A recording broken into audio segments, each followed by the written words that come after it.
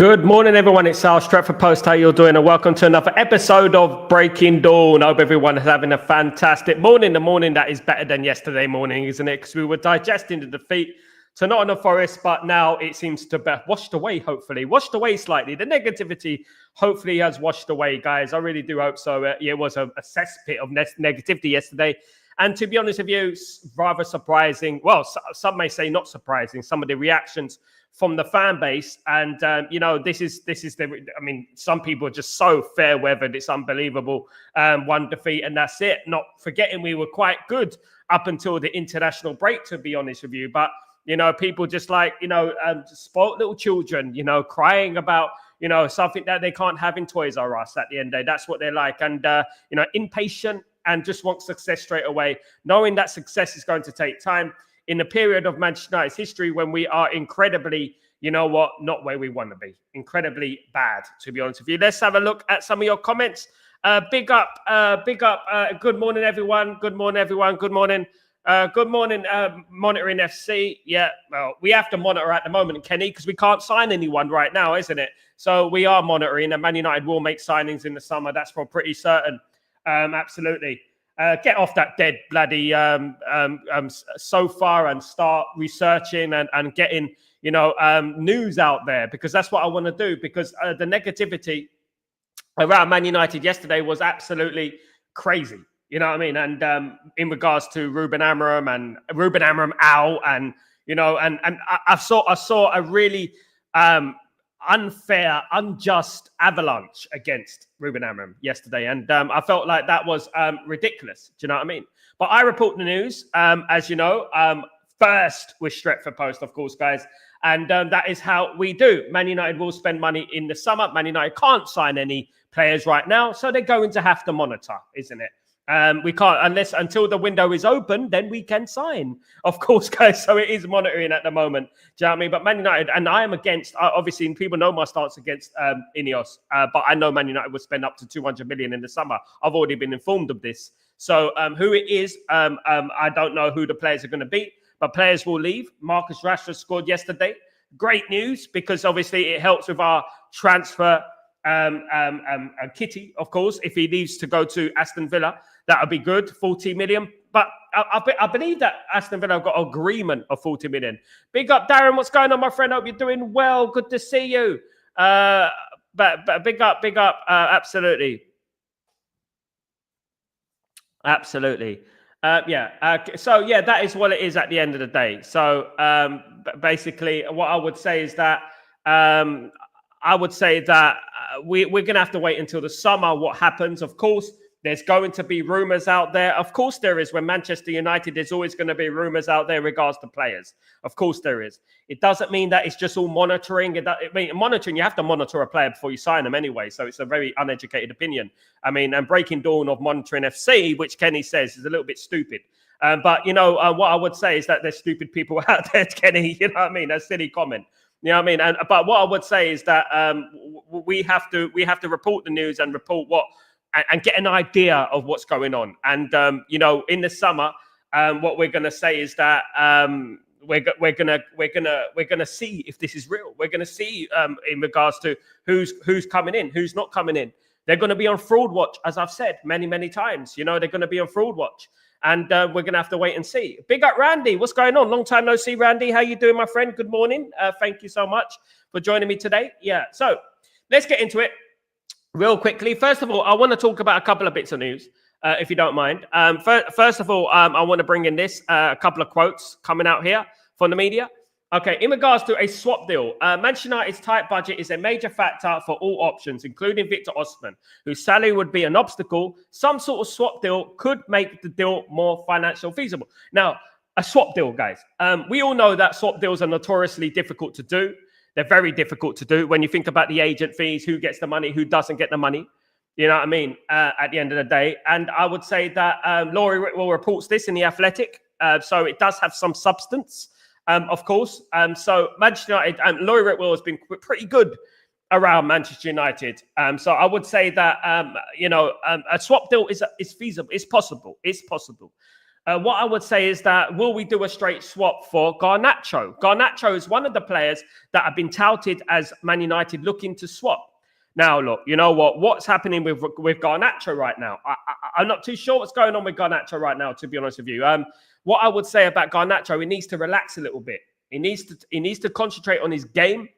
I feel like the pressure of playing for Manchester United is getting to him. I feel like the pressure is equating to him making the wrong choices. In my opinion, he's making the wrong choices. And I would say that he needs to just concentrate on just making the right choice, doing the simple things right. But Garnacho has become a target. And in regards to a good way and a bad way. So Garnacho is the target of a swap deal between Osimhen and Manchester United. And Garnacho, should I say. Now, I mentioned this many, many weeks ago. People have been watching the show. I mentioned the swap deal between Garnacho and Osimhen. Garnacho is open to the idea of going to Napoli, reuniting with Scott McTominay, of course, as well. And Man United will get Osimhen, who will be a decent player for Manchester United, in my opinion. Contrary to players like this, Liam Delap holds an appeal for Manchester United because of his age and the prospect of recruiting him from Ipswich Town in the event of their relegation. Not our relegation, Ipswich relegation, by the way. Jason Walcott is a fan of Delap, having worked with him at the Manchester City's academy. Now, look, you know what? I have a very good opinion of Leon Delap. I think he's a very good player. But what we have to understand is this. If we're going to close the gap on Manchester City and Arsenal and Liverpool, how are we going to do this? Are we going to do this by purchasing players like Liam Delap? Will Liam Delap improve us? You know, will he end up becoming a star at Man United? You don't know, but I do believe that Man United need a little bit of experience in there. We've got the likes of Ahmad. We got good young players there. We need a little bit more experience, in my opinion. Now, signing Liam Delap, you know what? It's exciting if we had the team already ready. You know, if we had a lot of experienced players, it'd be great to sign a young player like Liam Delap, of course. And, of course, he was at Manchester City's academy, which, you know what, he done very, very well there, to be honest. But he's done okay at Ipswich. I wouldn't say he's absolutely stole the show and dragged them out from the depths of, relegation and brought them up almost single-handedly. I wouldn't say he's done that. But what I would say about Liam Delap is that, he's a prospect. And I think Man United really don't need prospects at the moment. I think Man United, what they need is a couple of players. I'm not saying that 30 plus. As I said, I'm not saying like 30 plus. I'm saying like 25, 26 years old. Do you know what I mean? Something like that at the end of the day, who are proven, because Man United need to move up that league, of course, guys. Absolutely. So those are a couple of breaking stories coming out in regards to Man United. It's pretty obvious that Man United do want him. Absolutely. 2 has a lot of money. If we spend money correctly, we could get a lot of good players. However, our history, stupidity of transfer, legendary. Exactly, Almac. Our history is stupidity. But I would argue that our summer transfer window was very good. Very good. Our transfer window was very good. I wouldn't argue and say that Man United transfer window is so bad. Look, listen, people know my stance of Ineos. They know about me and Jim Ratcliffe, right? And I was against the idea of Jim Ratcliffe and Ineos and stuff like that. But what I would give praise to anyone who does a good job. All right. Now, overall, Ineos haven't done a good job for me so far. What I'm seeing, the news I'm hearing, it's always negative. But what I would say is that in the summer, I felt like they did okay. They did okay. Guys, you can't argue. They did okay. All right. Maybe we're short of a left back. But I feel like overall, they did okay. And they backed the manager. Right? Okay. Ugarte, for me, has been a good signing. Delict, for me, has been a good signing. Xerxes, the jury is still out with Xerxes. It's still out with Xerxes. Euro has been a good signing. You know what I mean? So you can't really jump on them. Dorgu has been a good signing. You can't really jump on them and say that they're crap at transfers and stuff like that. The only thing you can say is if they're going to spend the money. Because so far, Ineos have done okay in the transfer market. I mean, and we need to educate ourselves in regards to that and be more subjective and diplomatic in regards to judging these people, of course. In the past, it has under Murto and Woodward. It has, yeah. Kenny, I'm hoping for winning the Europa League. Very happy with the summer window and his new signings getting a pre-season. Absolutely. You know what? This is exactly Darren. And Darren, I like your comments, mate. You know, this is what it's all about. The biggest test will come in the summer. We can bring down people. We can talk about what's going to be, what's not going to be, about the birds and the bees, etc., etc. But the ultimate thing is that the actions will speak louder than words, won't they? And to be honest with you, in the summer, I think Manchester United had a good summer. To be honest, at the end of the day, they had a good summer. But this summer, I think ultimately is when they're going to be tested, because ultimately is when they're going to back their guy. Ruben Amorim is their guy. Ten Hag wasn't their guy, right? So they backed Ten Hag. You know, some may say unjustly, but I think they backed Ten Hag. Okay, so I would say that if they back Ruben Amorim, fair play. But this summer is going to be an ultimate test in regards to how we judge them at the start of next season. You know, how do we judge them at the start of next season? And we're going to have to wait and see, of course. No swap deal for Garnacho. We need Garnacho to be sold PSR purposes because he is a homegrown player. I don't think it works like that. Mac, I've got a little article in regards to that on Twitter. Go and look at it. Have a look at that. You'll see how it works.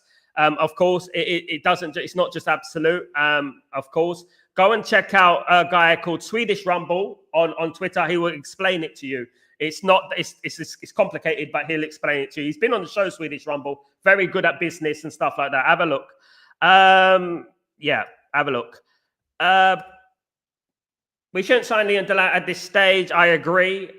He is in a development stage. I think he's a development stage, but at the same time, you know what? I would say that he's not really showed me something that I think, wow, this guy's brilliant. Look, I was raised in the time of Michael Owen when he broke through the ranks. People don't know how good Michael Owen was when he broke through the ranks. People don't know the levels, right?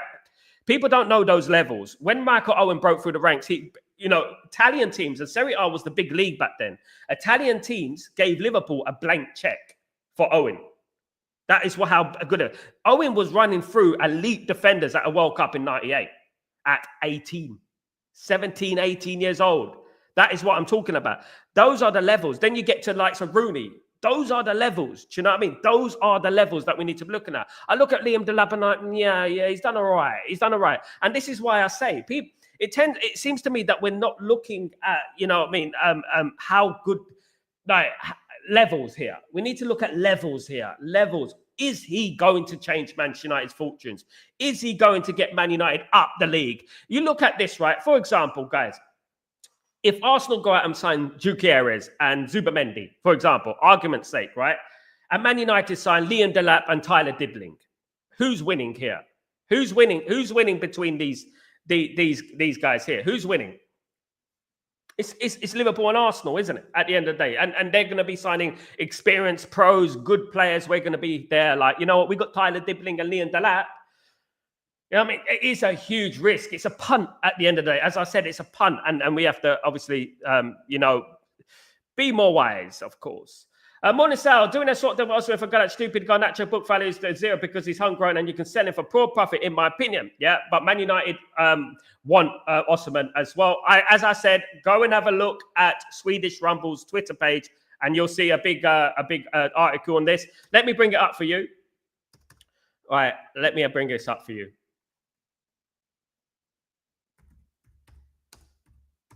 I'm going to bring this up for you, so get you guys familiar with that market, of course. Let's have a look.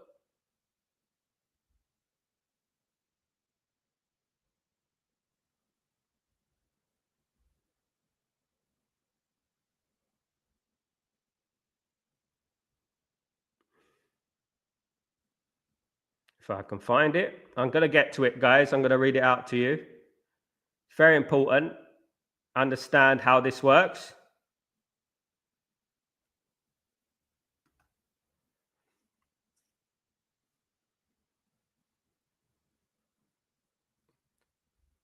Okay, so let's read. Let's read through this. I think Mark Goldbridge tweeted it. He tweeted it initially, so he tweeted it on here. So I'll read this out to you. Okay. Let me read this out to you. So in regards to swap deals, right? In regards to swap deals, let's read this out, guys.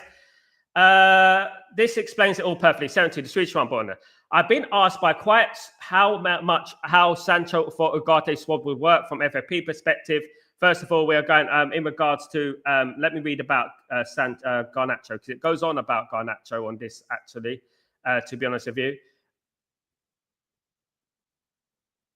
Because it's not just straightforward, guys. I want you to read this, okay? So I want you to read this. It's not straightforward. Let me have a look. Why are journalists, right, here we go, right. Why are journalists talking about Isotdu, Garnacho and Osman? I might be wrong, but it has zero book value as young player is if we swap him. We get zero credit FFP. The whole purpose to sell him, it would be fair. This explains it all. And you're absolutely correct, yeah. So what it would be zero profit for Manchester United. But what Manchester United are doing is that Man United are going to spend the money anyway. So Man United will, if Man United get, let's say 60 million for Garnacho, right? Let's say this. Let's say Man United get 60 million for Garnacho, right? They can use that. They can use that to buy Osimhen anyway. You know what I mean? Which is going to happen anyway. So in regards to that, they can cut corners with FFP and they can just do a swap deal in regards to that. We need player, but the owners need money. Yeah, that's true. Big up. You have scouted a lot of players. How would you spend 200 million transfer budget? How would I spend it, mate? Pretty simply, mate. I would buy a right wing back, a midfielder, a 10, and a striker. And how would I do that? Well, I'll get Frimpong for about 40 million. I'll buy a midfielder, an experience like Edison for about 60, so that's 100 million. I will buy another number 10, like a Trincao, for about, let's say Trincao goes for 50 million. We probably can get him 150 million. And I'll get Gutierrez. I'll put a 50 million down on him if we can get him for 50 million. So about that much. And if we can get a property, and that's something I would do, honestly. Something like that. You know what I mean? I mean, it's easy in my world, of course, to do this and stuff like that. Do you know what I mean? It is easy in my world. But major outlets are talking about swap deals. Laurie Whitwell is a well-respected journalist. He's talking about swap deals as well. So, you know what? It must be a possibility in regards to FFP and PSR. Of course. Big up. What's going on, SLD? Hope you're doing well, my friend. Good to see you, mate. Jason Wilker is a fan of Delap, but Amarim is a fan of Gutierrez. So why not go for him? He's the boss at the end of the day. The thing is, Charlotte, and we've been getting FFP and PSR again. It's about the homegrown thing, the British thing. The British deal will do better for the PSR and the FFP. Signing young players does better for the FFP and the PSR. I would love Gutierrez. As I said, Frimpong, Edison, Trincao, Gutierrez. Guys, if we had that summer, if we had a summer like that, right? I know we need a defender, but we got Aiden Heaven, we got Euro, we got Nietzsche Martinez, we got Maguire, we got Delict. But imagine we signed Frimpong, Edison, Trincao, and Gutierrez. What would we do with that? Absolutely. Madness. We need some better. I agree. SLD, I agree, mate. Absolutely. We have a very good transfers, but I still hate the Glazers. Absolutely. Guys, look, no one hates the Glazers more than me. I mean, at the end of the day, I done campaigns against the Glazers. I created the 58th minute walkout. I went to Old Trafford, stayed for 58 minutes and walked out the football ground. I came from London, up from London to Manchester to do that. No one understands that more than me. The problem is that the unification of the fan base needs to get together to empty that stadium.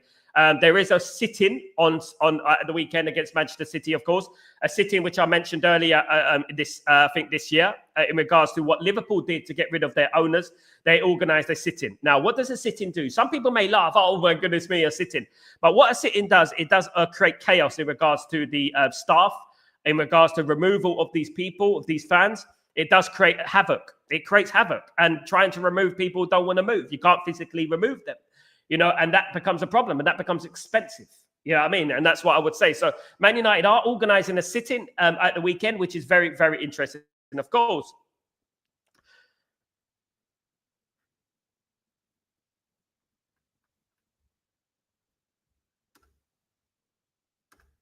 Let me just write this tweet, guys.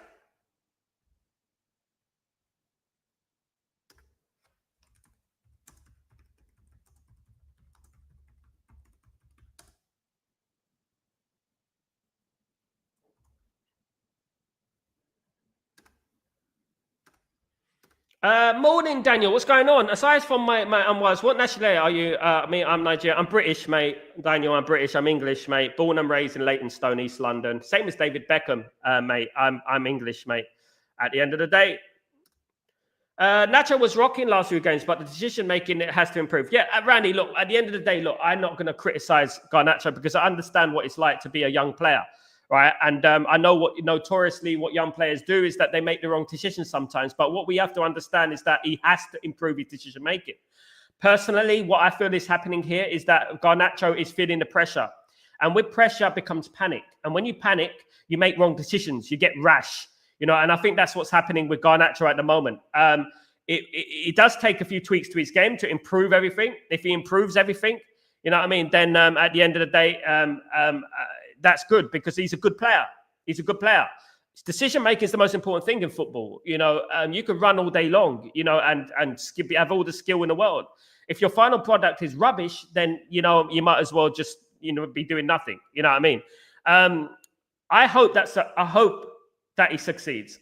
I hope that he succeeds. I really do hope that Garnacho succeeds. I really do, and because everyone knows that I'm a big fan of Garnacho. Everyone knows my stance on Garnacho. Everyone knows that I like Garnacho. Now, guys, let's get into some more transfer news, of course, guys. And one player that has been mentioned on the show quite a lot of times over the last few weeks is a guy named Ryan Cherky, guys. Ryan Cherky is a player that plays for Lyon in the League One, of course, guys, in Lyon. Now, look, this guy is absolutely smashing it at the moment. Really, really good player. Right winger, can also play attacking midfielder, can play left winger as well. He is both footed, which is key. He's not one footed. It's very rare you find two-footed players these days. And Cherky just seems that guy. He seems that guy who can change, can go from right to left, wing back, winger, behind the number 10. It could be he seems like he could do everything. And this is a player that Manchester United are going to be fighting, hence the title Beef. Beef means fighting for his signature. Now, the likes of Liverpool, the likes of Chelsea, these players, the likes of Bayern want Cherky. So if Man United are going to have to act, if going to want this player, they're going to have to act fast. Now, his price tag is around 35 million euros. Now, guys, I could say this. We could sign Frimpong, Edison, and Cherky, right? And still below the 200 million mark. Not to mention the money that we make for Anthony and make from Rashford. We can also make money from Malacia. We can also make money from Casemiro. So at the end of the day, look, you know what? It's not all doom and gloom. So we have to understand that we can make money and we can reinvest some of the money. I know all the money can't be reinvested, but we can invest some of the money in line with FFP and PSR. So Cherky is only 35 million euros. Now, how much will Man United be paying for Cherky? It will be about 50. It will be about 50, I would say, with incentives. That's what I would say in regards to that. But Cherky is the new kid on the block, and now Man United are playing Lyon in a week's time, exactly a week's time, and we're gonna see Cherky at close hand, ain't we? We're gonna see how good is this player, and hopefully he's not good when he plays us. To be honest with you, it's a bit of a double-edged sword. Hopefully he's not good when he plays us because we don't want him to do well against Man United. We want Man United to go through, of course. So hopefully he looks good. He scores a hat-trick and we win 4-3. That would be great, wouldn't it, at the end of the day, guys? Absolutely. Absolutely. In regards to other news, something which some may say, and I spoke to Ben Jacobs during the week, very well-known journalist, of course, is Dusan Vlahovic. Now, Dusan Vlahovic contract expires in 1 year. He is prolific goal scorer. I've mentioned on the show many, many times. He is high on Manchester United's list of transfer targets as well. Now, Dusan Vlahovic, of course, has been around. He's a Serbian international, 34 caps, 14 goals. Striker, centre forward, of course, and he's a left footer. So one thing you get with a player like Dusan Vlahovic, who is 25, is experience. Now, the good thing about this is that Man United need this type of player. They need someone who's 25, 26, reaching their peak, who could score goals. When you look at Alex Ferguson's time at Manchester United, when he used to sign strikers, apart from the likes of maybe Rooney, you look at Berbatov, mid-20s, late 20s. Andy Cole, mid-20s. You know, you look at these players, you know, you look at them and you think, yeah, you know what I mean? Good striker. Van Persie, late 20s. You know, strikers, Mark Hughes, you know, and you look at them and you think, yeah, experience, can get goals, leaders. You know what I mean? I think that's what Man United need at the moment in regards to that. But Dusan Vlahovic is back on Manchester United's radar, of course, guys, and one to look out for in the summer, of course, guys. So let's wait and see, of course. Daniel, Summer Gomez back. Also, take Calvert-Lewin. Oh, don't take Calvert-Lewin. He's useless, mate. Then get rid of the other man. Calvert-Lewin, I'm not sure about him, mate. I mean, that's subjective, but I'm not sure about him. He's been awful for many, many years. Kenny, left back as well needed as experience for heaven. I don't think Man United will be signing a left back, mate. I don't. I think Man United have Luke Shaw. They're not going to get rid of Luke Shaw. They also have Diego Lyon as well, Kenny. So I don't think Man United are going to be signing a left back. I think they're going to be looking to the future. I think Luke Shaw will be staying. I don't think anyone is going to sign Luke Shaw, so he will be the experienced left back, and Man United will look at right wing back. Absolutely. Who are my priority for the summer, Daniel? So I would say a right wing back. I would love Frimpong or Roger Fernandez. I would go Ederson in the midfield. I would go Trincao or Cherki as a number 10. And I will go Gutierrez up front or Osimhen. So that if there was an ideal transfer window, I would say that. But I may be wrong. But you know what? At the end of the day, that will look tasty for me. I don't know about you guys, but that will look good for me, Daniel. Calvert-Lewin is not what we need. Injury proneness or SLD. Calvert-Lewin. I mean, I used to rate Calvert-Lewin. I mean, when he played for the England under-20s, when he won the World Cup. Was it the World Cup with the England under-20s at the end of the day? Mahid, what's going on? Mohid, what's going on, my friend? I hope you're doing well, brother. I hope you're good. Man United spent 250 million in the summer. Only if Man United get rid of a few players, Mohid will be spending 250 million. And Man United's budget is 200 million. What I'm hearing in the club, Man United will spend 200 million, but not net. Not net, guys. Man United will sell some players. So Man United will get players out, of course. Like them all players out. I mean, that would be amazing, Darren, isn't it? Imagine we got a Frimpong or Roger Fernandez, an Ederson, a Trincao or Cherki, or an Osimhen or Gutierrez. All that can be done for 200 million, right? Not to mention the players that we're going to get out of the club as well, Anthony and Rashford and players like that. All that could be done for 200 million. Big up, Darren.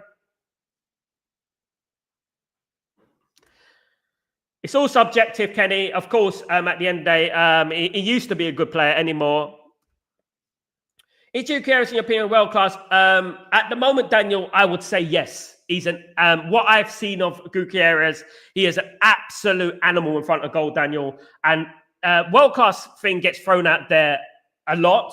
What I would say is that if he came to Manchester United and he started scoring a lot of goals, then you would say yes. Of course, the jury is still out in regards to the Portuguese league. But I would say he is very, very close to being a world-class player, Gutierrez. And I think that if you look at some of his goals, the way he takes his goals, if you look at them, I mean, it's unbelievable. Some of the finishes he does, he rarely misses. He makes goals for himself as well. What's key about a good player from a world-class player is a striker that can make his own goals out of nothing, can get that ball and make his own goals. We have strikers who wait for the ball. Right? We don't have strikers who can take initiative, get that ball, and smash it in the top corner. We don't have players like that at the moment. We need players who can take initiative. Right? We're not scoring a goal. Like against Nottingham Forest, for example. Right? We're 1-0 down. What have I got to do to myself? How have I got to prove myself? How am I going to save this team? And do something amazing. You know what I mean? And that is what Gutierrez does. Yes, he's a poacher. Yes, he plays on the last line of defense. You know, he does that. But also, he reminds me sometimes, guys. He reminds me sometimes of Ruud van Nistelrooy, the way he finishes the goals, and that is a higher praise indeed. Absolutely. Shah says, "Dream is Gutierrez, Ederson, Cunha, Frimpong, Trincao. Can't tell if I'm missing anyone. I wouldn't sign Cunha and Trincao. Shah. I would sign one or the other. We need a right wing back, mate. We need a right wing back. So I wouldn't leave out a right wing back, Shah. I would either play Trincao. I would buy Trincao, buy Cunha, but I would definitely not buy forget a right wing back, because Man United need a right wing back, and it's important that Man United get a right wing back for Ruben Amorim's system. We can sign Trincao. We've already got Ahmad there. We got Ahmad there, so we could sign Trincao, or we could. For me, it would be Cherki or Trincao. I'm not impressed with Cunha this season. Sorry, guys, but I'm not impressed with Cunha this season. He might represent a good signing, but I think we can get more value in the market. We get a player like Cherki would be more value and has a higher ceiling than Cunha, in my humblest of opinions. Ederson would be a great signing, absolutely. And keeping Garnacho, I would love to keep Garnacho. Darren, look, you know what I would say, mate, is that I mean, as we know, Man United pride themselves on youth, courage, and success, isn't it? And I never believe in selling our best young players. Now, I firmly believe that Garnacho can improve, right? And I know that a lot of people want to jump on Garnacho. I know it's very easy to do that, but I don't, right? And I feel like he's you know what, he has regressed a little bit, but his confidence is at an all-time low. It doesn't help when wannabe content creators are standing outside dissing him, basically. You know, that doesn't help with a player's confidence, and you know what, it has affected him somewhat. What I would say is that, you know, I hope that Garnacho can find some form. What I would say to him is keep it simple and don't try anything spectacular all the time, because it just makes it worse. Try and work for the team. Try and do the simple things right. And then when you do the simple things right, eventually your confidence will raise, and then it will fall for you. It will fall for you, Garnacho, but just make the right decision. When you got an overlapping run, pick the overlapping run.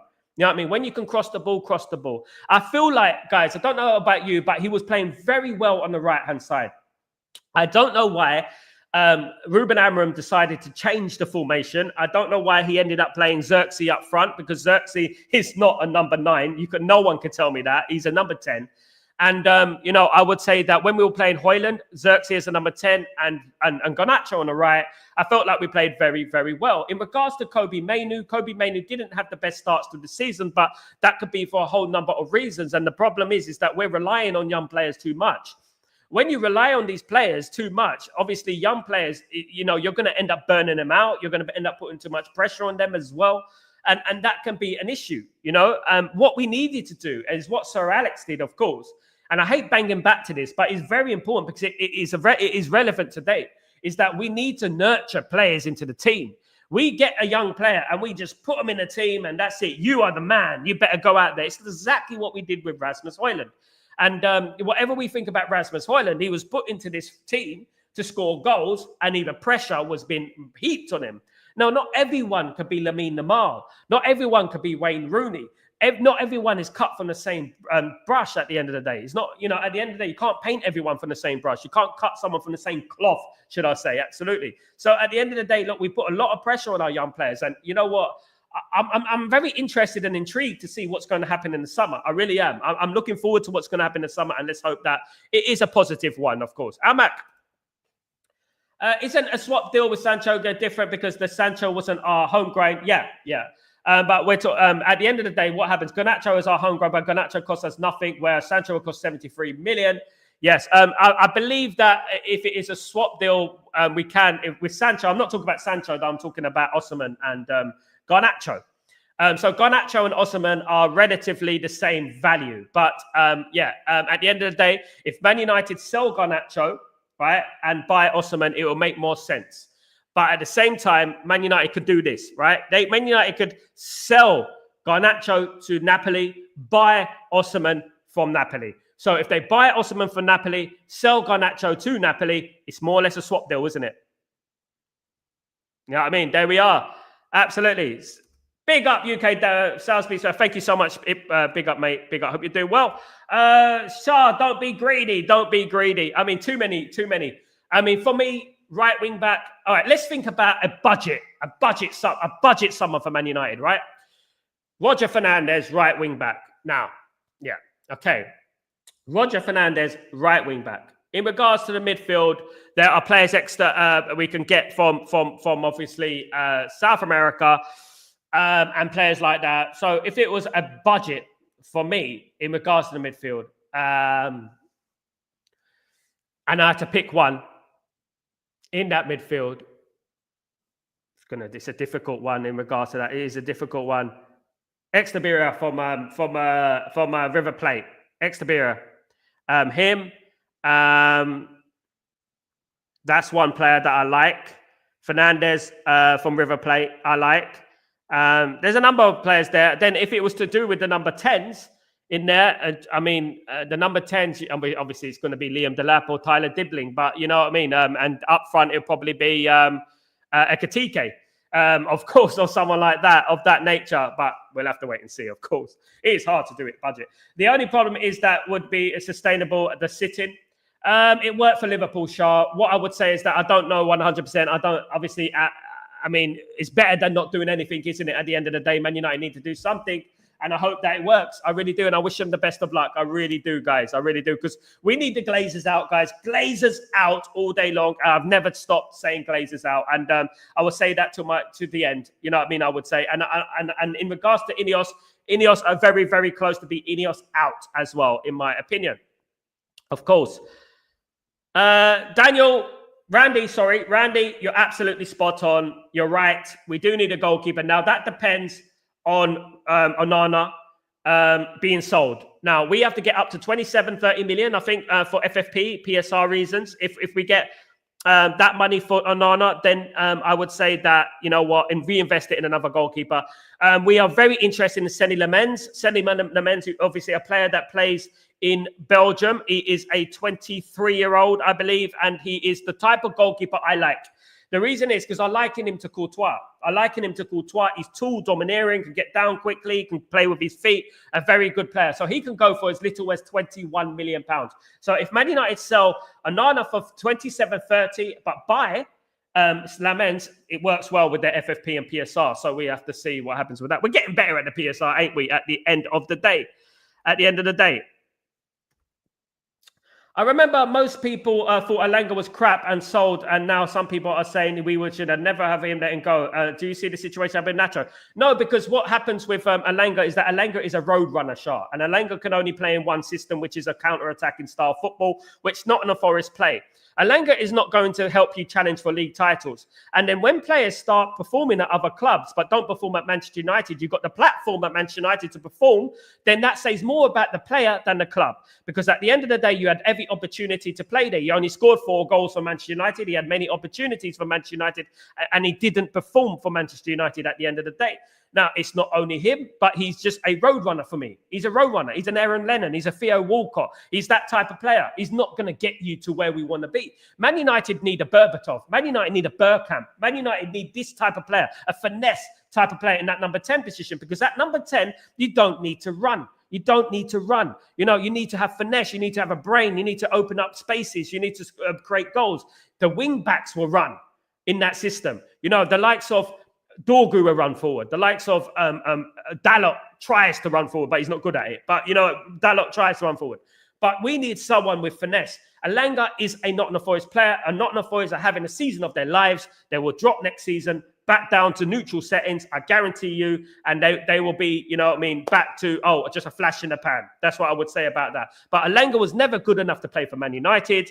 You know, I still believe Garnacho he's proven to me that he can. I haven't seen any player do a scissor kick from 20 yards against Everton in the top corner, guys. He won the Puskas Award. He was the top 5 players in the world. He was rated as top 5 players in the world. He's won a Copa America with Argentina. The guy has potential. And that's the difference between Alanga, who's just a subpar Swedish player at the end of the day. And that's what we need to look at. And we need to stop hyping up, and revisionism needs to stop, because these players, along with Rashford and players like that, have not performed at Man United. That's all we care about. And the reason is, and Ruben Amorim said it spot on yesterday, day before yesterday. He said it spot on in regards to some people, some players can't handle the stress of playing for Man United. That is the ultimate thing. That's ultimately what it is. They cannot handle the stress of playing for Manchester United. And that is not only them. That has happened throughout the years at Man United. Great players have signed for this football club. Juan Sebastian Veron has signed for this football club. Great players have signed for this football club and not done well and couldn't hack it. And not least young players, of course. Randy, Ineos wants to buy to sell, not to improve the team. Ineos, and this is the thing, Randy. This is where Fraud Watch comes into play, isn't it? This is where we're going to be watching them like a hawk in the summer, of course. We're going to know in the summer whether they think about the football pitch or they're thinking about business and profit. My personal feeling right now, and what I've seen right now, what I've heard right now, is that they're thinking about business only.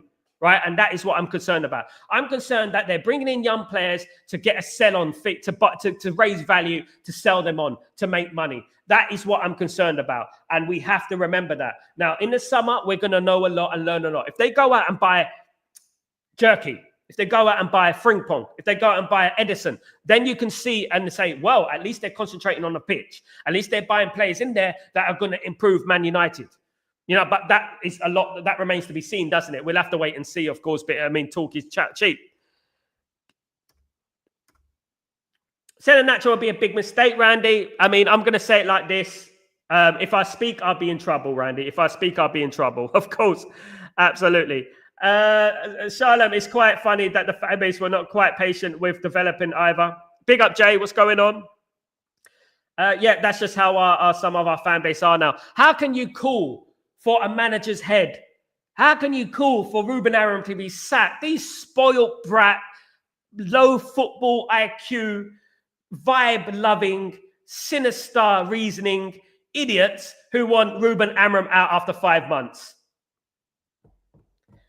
Where do we go from there? Where do we go from there, guys? You want Ruben Amorim out after 5 months. Where do we go after that? Who are we going to get, guys? Should we just get Sam Allardyce? Should we get Gareth Southgate? Is that what we should do? Should we just do that? Because at the end of the day, these guys ain't got no patience, so we might as well just hoof it up. We might as well, bloody hell, get Duncan Ferguson out of retirement and play him up front and just hoof it up front to the big man. That's what we should do, because at the end of the day, these low ball knowledge fools who don't understand this, let me tell you this, right? You can take a cow to the river. It doesn't mean that the cow is going to drink from the river, right? You cannot teach Peter Crouch to play like prime R9, right? Think about that. Think about that. At the end of the day, Ruben Amorim doesn't have the players to play in his system. He doesn't have the players to play in his system yet. He's still hanging in there. He's still in the Europa League. Now, if he goes and wins the Europa League, you know what? I hope those people who are doubting Ruben Amorim come out and apologize. It's nothing to do with system. Absolute nothing to do with system. That is just a load of bull at the end of the day that people want to hit him with.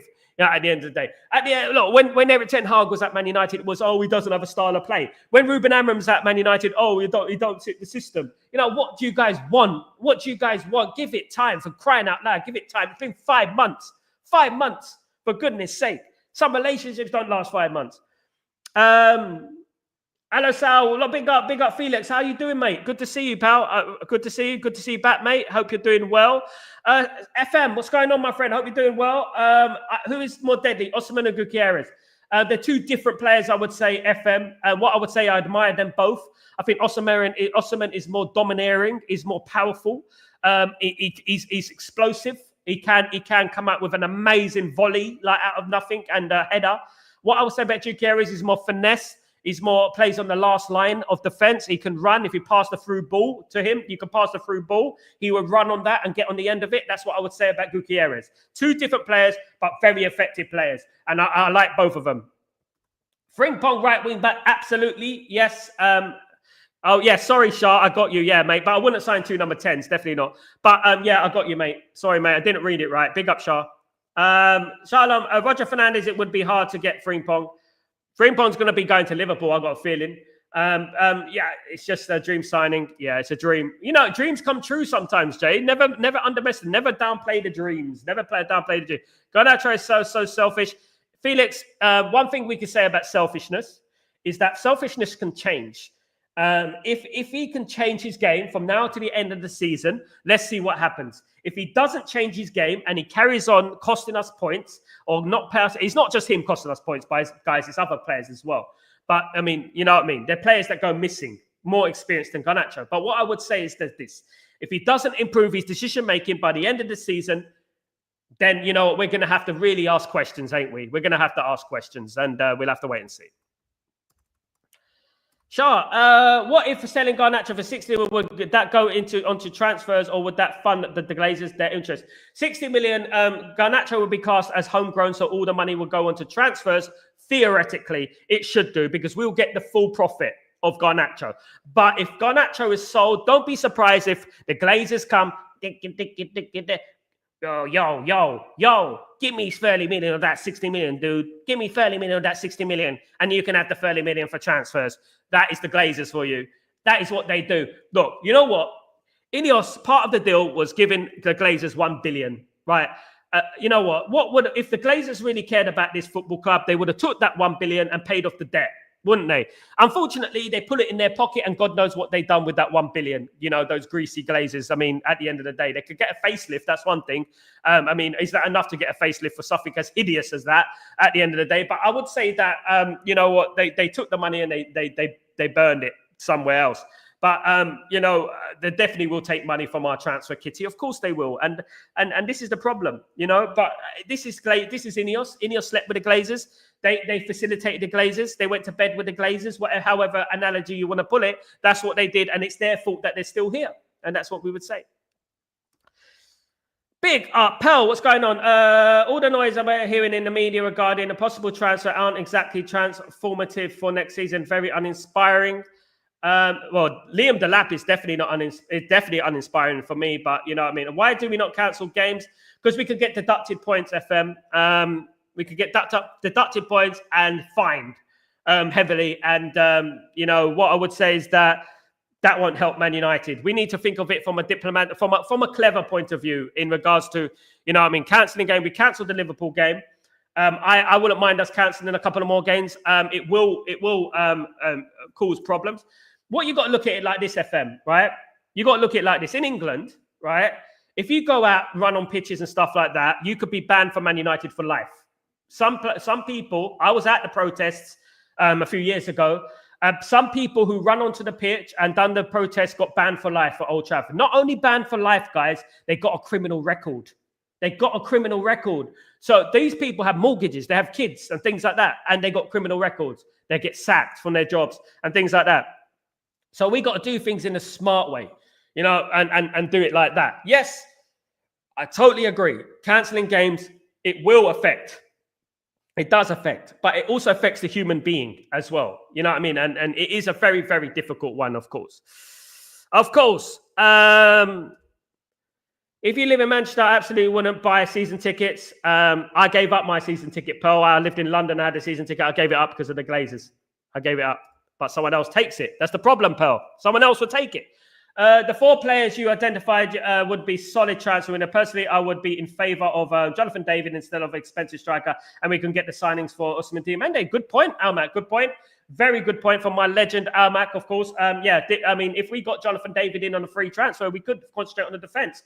Bringing a Diomande would be good.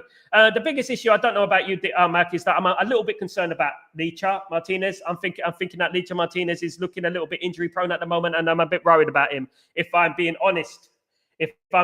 Of course. Baz, what's going on? Good morning, my friend. Hope you're doing well. Garnacho is an impact player. Also, he's only Rashford as a senior player to look up to. He needs to be molded by Amram. Baz, well said, mate. Absolutely great point. Absolutely. Molded is the key thing here. In regards to players on the pitch, as Baz said, quite rightly, Baz said there, right? Very, very good point. He only looks up to Rashford. Who did? The likes of Scholes, the likes of Beckham, the likes of Giggs, the likes of, you know, the likes of, no, not Giggs, I wouldn't say Giggs, but I'll say Beckham and Scholes and Gary Neville and Philip Neville. Who did these players look up to? Who did the new signings look up to? Who did Andy Cole look up to? Eric Cantona, Roy Keane, Ryan Giggs, Gary Pallister, Steve Bruce, Dennis Irwin, Peter Schmeichel. They looked up to them. Who does Garnacho have to look up to? Bruno? Hero Ball? You can turn around to Bruno and say, I've won just as many titles as you. You know what I mean? At the end of the day, look, it's no offense, but you look at these young players and you think, like, who's going to inspire them? I mean, the only one I would say is that Casemiro, who's won 5 European Cups, but Casemiro plays like he's on his sunbed sometimes. So he's the only one you can look up to, and that. But I don't think he's that outspoken sort of guy who can rally a young player to become better. But as you said, Garnacho needs to be molded. Ruben Amorim brought through Gutierrez. Ruben Amorim brought through obviously Quenda. He brought through Diamande. He brought through, of course, the other fella as well, Ignacio. He brought through these players, right? Trincao. You know, he made these players human. He brought them from small clubs and he built them up to being elite players, guys. That's Ruben Amorim. Now, we need to be patient with Ruben Amorim. We need patience, guys. We need to be strong and we need to be firm and stop falling into the narrative that this media want you to fall into. And we need to stop doing that, of course. So we must keep Garnacho. He will come good, need time and support. Young players, Daniel, need support. Absolutely, Daniel. Young players need support. Young players will not develop if we don't support them, right? At the end of the day, support the lad now, hype him up, stop standing outside Old Trafford. You know what I mean? At the end of the day, if I turned around and I had some goblin yapping up at me saying that you should do this with the ball, you should do that with the ball, it would absolutely make me question my life. You know what I mean? At the end of the day. So stop standing outside Old Trafford and stop and just support the kid. Support him and hopefully he comes good. Because eventually it becomes toxic.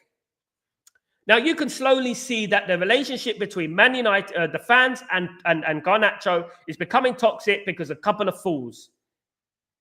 You know what I mean? And we need to move away from this. I don't see any productivity in us criticizing players relentlessly, criticizing the manager relentlessly right now, because we can't change anything right now. Our main priority right now is to win the Europa League.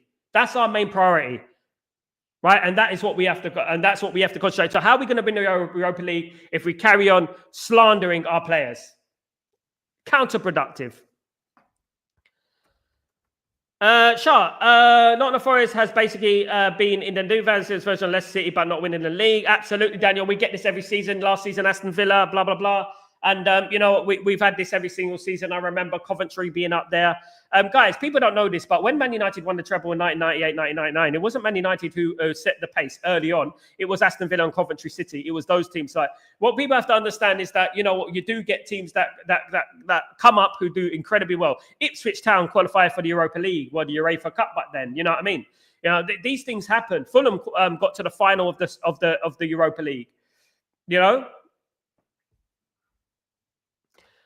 Kenny, I hear that, but if Garnacho doesn't fit the system, might as well sell him. But if he stays, the most likely as an impact sub. We'll have to wait and see. Kenny, so true. So I was one of the United fan channel stream, and it's mad that someone called Amorim a one-trick pony. I mean, people make up their minds and they sacrifice themselves, Kenny, so early, right? I told people before Eric Ten Hag left that the problem is still at Man United. The problems won't change. Man United will still get similar results because Eric Ten Hag is a good manager, and so is Ruben Amorim, right? And the thing is that these things, like Man United are a different animal, and they're not Nottingham Forest. We're not Aston Villa. We're not these teams. We got a lot more pressure on us. You know what I mean? And we got people sitting in their mud hut somewhere talking about Ruben Amorim should do this. He's deadbeat. He's a fraud. He's this and that. You know what I mean? And you know, they don't understand the damage that they're doing to this football club. Patience will be our downfall. Patience will be our downfall. If we're not patient, look, guys, I'm not saying that this is absolutely, you never can criticize Ruben Amorim ever. I'm not saying that. What I'm saying is that next season, when he has a few of these players in, maybe, just maybe you can just criticize them a little bit. Do you know what I mean? But give him 3 seasons, just like everyone else, and let's see what happens, guys. Let's see what happens after that. Then we can make an accurate judgment on Ruben Amorim. He's obviously a great manager. Look at the players he's produced. Look at he done his Sporting Lisbon in the Champions League. Do you know what I mean? Maybe it's not the manager. You know what I mean? Because people are going to throw this at me. Well, Eric Ten Hag did well in the Champions League, and he was a good manager too, and we sacked him. You know, because we got the same problems at the football club right now. One of the biggest problems is the Glazers, of course. Big up, Kenny. Daniel, how you know that Forest will drop next year? Not drop down, they will get decline. I know that. Daniel, you can crop this chat right now. Nottingham Forest will be below 10th next season. Remember this, guys. They'll lose some of their players. That's probably why as well.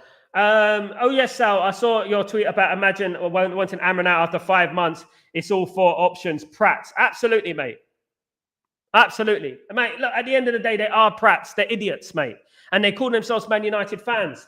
They're not fans. They just follow the club for vibes. They get upset because they're getting bantered at school. That's what they do. You know what I mean? So, oh, get him out, get Ruben Amorim out. Just like they do with Erik ten Hag. And then they got these clowns who feed them, the other fan channels who feed them the negativity, the narrative, you know what I mean, in the media, when none of them have ever seen success. I've seen every single trophy under Alex Ferguson.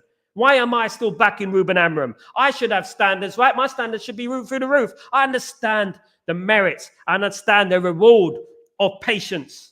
And that's what these guys don't have. And every single time things go pear-shaped, 5 months, guys, 5 months. Look, when Ruben Amorim walked into the door, he told you it's going to be pain. He told you. Now, let's see him with his players. Let's see what happens when he gets his players. Let's see after that. Then we can maybe make a little bit of a judgment. If we're this position next season, we can turn around and say, well, maybe it's not working. But right now, 5 months, come on, man. Come on. Imagine he goes and wins the Europa League. Imagine he goes and wins the Europa League. What are they gonna say now? They will go quiet, won't they? They'll go quiet and they'll disappear. They won't come on and say, I was wrong, I hold my hands up. They won't do that, will they? They won't do that because they're not all about that. They're not all about what's good for Manchester United. If I wanted a manager out, right, which I won't, but if I wanted a manager out and that manager proved me wrong and won a Europa League, right, I would be the first one to come on Twitter, come on this stream and say, I was wrong. Glory, glory, Man United. We won. That's all that matters. I was wrong. Thank you. I'm glad I was wrong. And that is what I would do. These guys won't say they were wrong because they only care about their own opinion. They care about their ego. That's all they care about. Being right. You know what I mean? That's all they care about at the end of the day. They don't care about what happens on the pitch. Glory, glory, Man United winning. They don't care about that. They care about their ego. That's all they care about. Sniper Man. Well, big up, Sniper Man. What's going on, mate? Long time no see. Sal, did you see third division team beat by Leverkusen? Yes, I did. I did see that, mate. I did see that. Dunkirk, Sniper Man beat Leverkusen. Yes, that is the glory of the cup, isn't it? That's the cup, isn't it, Sniper Man? Absolutely. That's what happens sometimes in a cup. Shah, if we get deducted points, then it means that Glazers in your sell the club. That's 100%. I'll do it, but that's not guaranteed, Shah Alam. That's not guaranteed. They might stay. They might cut Man United further. They might sell the stadium. They might sell the rights. They might do something like that and make Man United worse, Shah. We need to be careful what we wish for. Of course, we can go out of business. Abada, Jeffrey, good morning to everyone in the house. Good morning, Abada. What's going on, my friend? Hope you're doing well. Thank you so much for joining me today, my friend. Big up. Now, imagine looking up to Bruno Kenny. If I speak, I'll be in trouble. So the Nottingham Forest game sums up why we should go for every young player in every position need experience in some of those positions. Absolutely, Shah. Don't get me wrong, guy. My Bruno's work rate availability, but it doesn't change the fact that he didn't win the championship. Look, you know what? I just don't feel like I feel like he's one of our better players. But you know, if Man United want to get to a level, I don't think we should be relying solely on Bruno Fernandes to make things happen because a lot of times he does go missing. We know that, don't we? A lot of times he does go missing from the game. Of course. Glory, Man United says Abada. Big up. Love it. I love it, mate. Absolutely. Big up, Abada, my friend. Thank you so much. Absolutely. We're potentially going to get back to winning the league. Maybe not. Potential is everything, isn't it? Better than having none. Kenny's still time with Bruno. 30 years old. Big up Abada. Much love to you, brother. Much love to you. Sniper Man. Sal, do you think if the senior players like Mata Jones were still here from Ten Hag clear out, it would help the younger players getting senior? Maybe Mata, Sniper Man. Maybe Mata. But we could do with a player like Mata right now, Sniper Man, if I'm being honest with you, not Phil Jones. Phil Jones can only teach these young players how to do some medication because he's always in the bloody medical room. He's more likely to teach them physics and medical studies than football, Phil Jones. Absolutely. Phil Jones. Oh, no, Shah, don't. Goodness me. No, I meant as an example. He could teach them about massaging and physiotherapy. Shaw looked up to Phil Jones. Yeah, and exactly. He's the clone. Big up. He's the clone of Phil Jones. Fulham 4, Juve 1. Europa was fantastic, Dylan. Absolutely. It happens, doesn't it? It happens. You see what can happen. I remember that game very well. They lost the first leg, I think. They won the second leg, didn't they? Brilliant. We should never give up on Ruben Amorim. He will take us back to the glory days. Man United for life. We don't need young striker. We need a prolific striker like Gutierrez. Abada, love it, my friend. And that is the bottom line. If I was to pick a comment, that is what I would say. Exactly. You need time and you need experience. Exactly, my friend. Absolutely. They just care about their self-gain opinions and about being right. Absolutely, Kenny. Spot on. And this is what it is. And you know who they are. You know. Shah, FA Cup, UEFA Cup final back. They lost to Sevilla, didn't they? They lost to Sevilla in the end. You know, Sevilla are the specialists at the UEFA Cup, Europa League. Sal, in the IPL, Indian Premier League cricket, a team was up for sale and the Glazers bid the highest, but fortunately, some Indian food company owner somehow bought it. And that shows you, Sniper Man, if that's true, that shows you where the Glazers are. They don't care about anything. They care about profit. Because that is what the Indian Cricket League is. It's profit. It's not for the love, is it? They should be concentrating on spending money on Man United. They should be concentrating on spending money on Man United, not a bloody cricket team. It's ridiculous at the end of the day. I love that. Me too, mate. Me too. Guys, you've been absolutely brilliant. Much love to you all. Look, guys, we don't agree with each other all the time. It's not about agreeing with each other all the time. It is about, however, you know what, hoping for the best for Manchester United at the end of the day. They lost to Sevilla, Shah, I think. Shah, was it Sevilla or was it Atletico? Big up, Darren. Big up, my friend. Big up yourself. Big up the legend. Thank you, everyone, for joining me today. It's been a fantastic show. I will be back later. It might be a slightly later time, but I'll keep you updated. Keep the notifications on. I will be having a journalist on the show later on. So, guys, don't forget to join me for that. Have a great day, night, evening, wherever you are in the world. I'm Sal Warner. This is Breaking Dawn, and I'll see you later on, hopefully. Fingers crossed. Take it easy, guys. Up the Reds. Peace.